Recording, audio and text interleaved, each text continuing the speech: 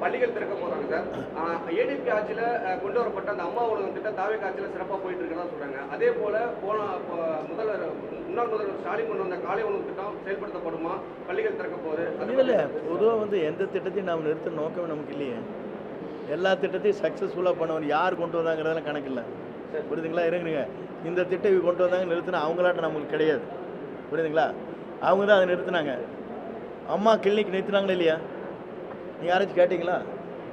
இது வரைக்கும் பத்திரிக்கை எழுதியிருக்கீங்களா? அங்கே போட்டால் தான் பத்திரிக்கை விளம்பரமே கொடுக்க மாட்டோம். அடுத்த நாள் காலி பண்ணிடுவாங்க. டிவி இருந்தால் 48 இடத்துல போட்டுருவாங்க. டிவி உங்களுக்கு தெரியாது. பயந்துட்டு கிடந்தீங்க. இப்போ எங்கிட்ட இத்தனை கேள்வி கேட்குறீங்க.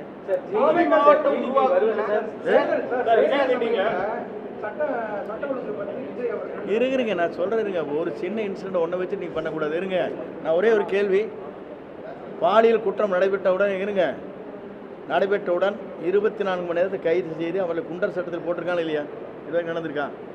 இந்த கேஸை பொறுத்தளவுக்கு நீ பாருங்க, எவ்வளவு விரைவாக ஜட்ஜ்மெண்ட் இந்தியாவிலேயே முதல் முறையாக கொடுக்க போறாங்களே நீ பாருங்க. அதெல்லாம் அப்புறம் பேசலாம். அதெல்லாம் பொதுமக்களுக்கு விரைவான சேவை, ஊழலற்ற அலுவலக நடைமுறை இதை வலியுறுத்தப்பட்டிருக்க. ஆமா, இருங்க, நீங்க அதுக்கு ஏதாச்சும் வழிவகை பண்ணிருக்கீங்களா? இங்கே ஊழல் நடந்திருக்கு, இவங்க காசு வாங்கிக்கணும் ஆராய்ச்சி பார்த்து போட்டிருக்கீங்களா? போடுங்க. இப்போ நாங்கள் நடவடிக்கை எடுக்கிறோம். நீங்கள் கேள்வி மட்டும் கேட்குறீங்க. கேள்வி கேட்குற உரிமை உங்களுக்கு இருக்குது. அதில் உதவி செய்ய வேண்டிய உரிமை உங்களுக்கு இருக்கு இல்லையா? ஜனநாயகத்தில் நீங்களும் உங்கள் குடிமகன் தானே. ஏன் நீங்கள் இந்த குற்றச்சாட்டு மட்டும் சொல்கிறீங்க? ஏங்க நீங்கள் காட்டி கொடுக்கல? இவங்க இப்படி தப்பு பண்ணுறாங்க இந்த இடத்துல, நீங்கள் ஏன் நடவடிக்கை எடுக்கலீங்க? வேணால் எழுதுங்க, நாங்கள் அடுத்த நாள் நடவடிக்கை எடுக்க எங்களை கேளுங்க. இதெல்லாம் கேட்க மாட்டீங்க. சும்மா மொத்த கேள்வி கேட்டு ஜாலியாக போயிடுவீங்க. வணக்கம்.